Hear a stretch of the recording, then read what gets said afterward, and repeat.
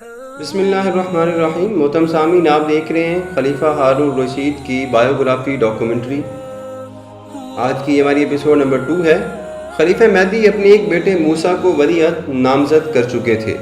رجب 166 ہجری فروری 783 عیسوی میں انہوں نے ہارون کو ولی عہد ثانی بھی مقرر کر دیا تھا۔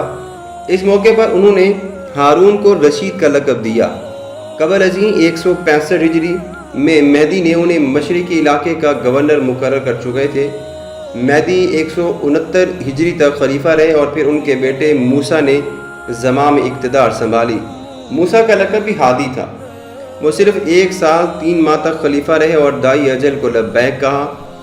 اس کے بعد 15 ربیع الاول 170 ہجری ستمبر 786 عیسوی کی وہ رات اس اعتبار سے نہایت منفرد ہے کہ اس رات ایک خلیفہ یعنی ہادی کا انتقال ہوا۔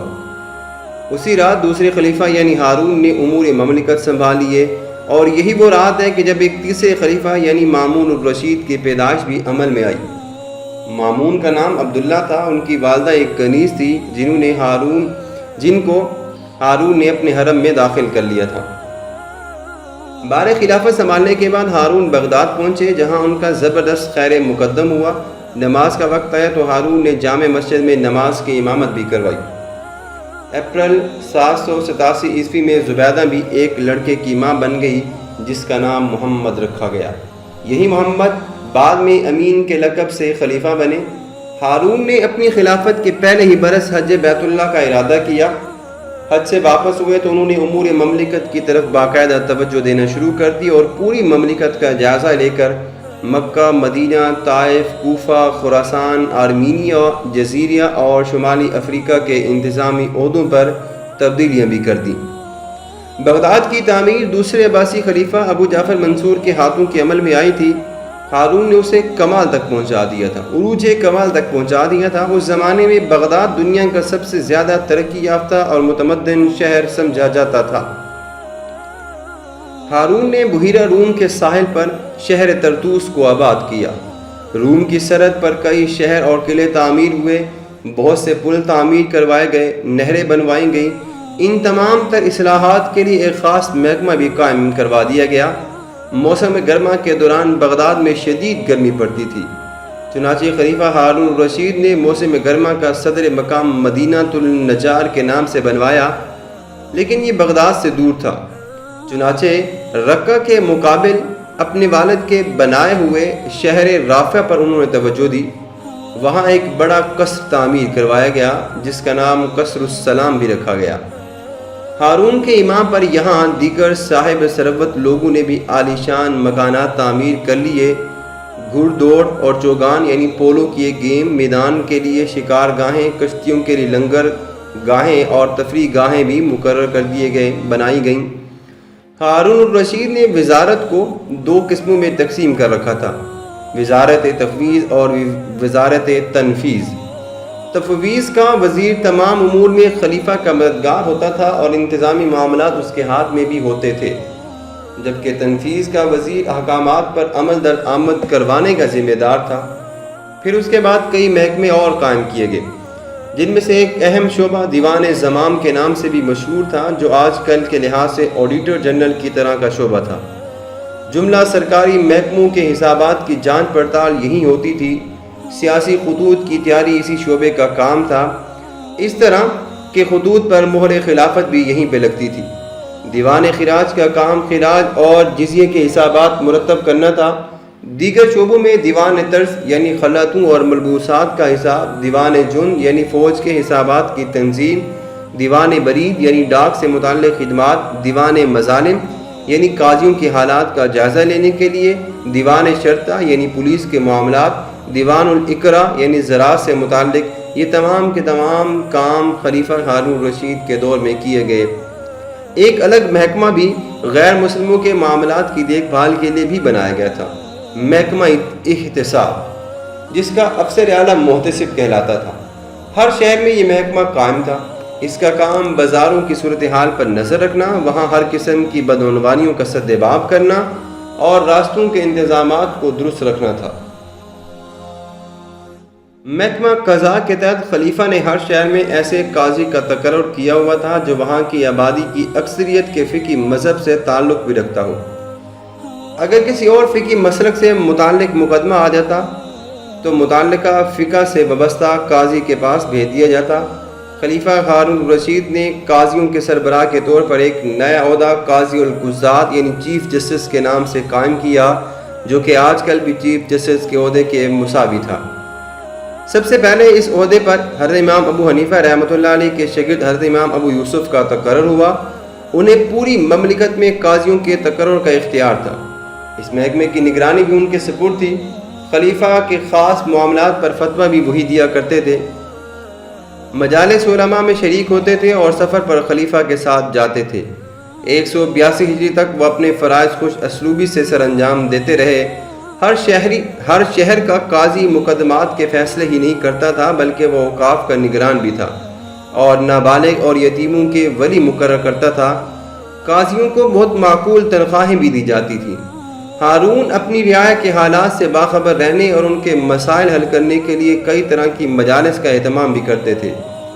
مجالس کے آداب مقرر تھے، ان میں لغو یعنی لا یعنی باتیں، غیر شائستہ گفتگو اور طنز و مزاح کی کوئی گنجائش باقی نہ تھی۔ البتہ بزم بے تکلف میں ہر شخص کو بات کرنے اور ظریفانہ گفتگو کی اجازت بھی ملا کرتی تھی۔ ہارون کا عہد خلافت خوشحالی اور فراخی کا عہد زرعی تھا۔ ان کے دور میں خراج کی آمدنی سب سے اہم تھی۔ ذمیوں غیر مسلموں پر جزیہ ٹیکس فی کس 14 تا 18 درہم سالانہ تھا۔ تاہم ذمیوں میں جو معذور افراد تھے، بچے اور بوڑھے اور اس طرح خواتین، ان پر جزیہ معاف ہوتا تھا۔ زکوٰۃ عشر سے بھی خطیر رقم حاصل ہوتی تھی۔ زراعت کو بھی بھرپور انداز میں ترقی دی گئی۔ محاصل سے 4 کروڑ 20 لاکھ دینار سالانہ آمدنی ہو جاتی تھی۔ لوہا، تانبا اور سیسا بڑی مقدار میں خراسان میں پایا جاتا تھا، چنانچہ یہاں کے باشندے برتن، ساز و سامان، آلات اور اسلحہ بنانے میں ماہر تھے۔ شام اور بصرہ کی طرح فارس کے باشندے بھی شیشہ سازی کی صنعت میں کمال رکھتے تھے۔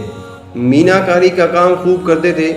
انہیں سونے کے زیورات پر نقاشی اور جواہرات سے مرصع کرنے میں مہارت بھی حاصل تھی۔ زیورات میں خوبصورت تصویریں بھی بناتے تھے۔ سونے کی کانیں نفقور میں تھیں، چاندی تبرستان اور خزف میں، سنگ مرمر تبریز میں، نمک اور گندک کے شمال فارس میں پایا جاتا تھا۔ کاغذ سازی کا فن بھی چین اور مصر سے آنے والوں کی بدولت یہاں پہنچ چکا تھا۔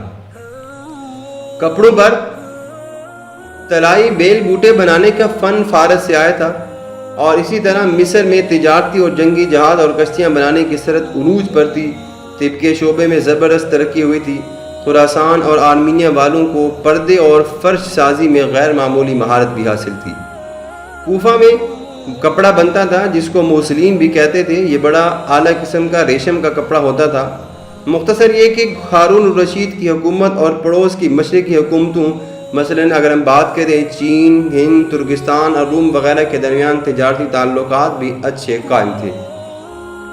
ہارون الرشید کا دور اس لحاظ سے بھی دیگر ادوار سے ممتاز ہے کہ اس دور میں بے پناہ علمی اور تحقیقی کام بھی ہوا۔ ہارون نے بیت الحکمت کے نام سے بغداد کے محل میں خلافت میں اپنے دور خلافت میں تالیف اور ترجمے کا بے مثال ادارہ قائم کیا۔ اچھی تنخواہوں پر علماء اور مترجمین مقرر کیے۔ اس ادارے میں یونانی، فارسی اور دیگر متعدد زبانوں کی اہم اور بیش قیمت کتابوں کے عربی میں تراجم بھی ہوئے۔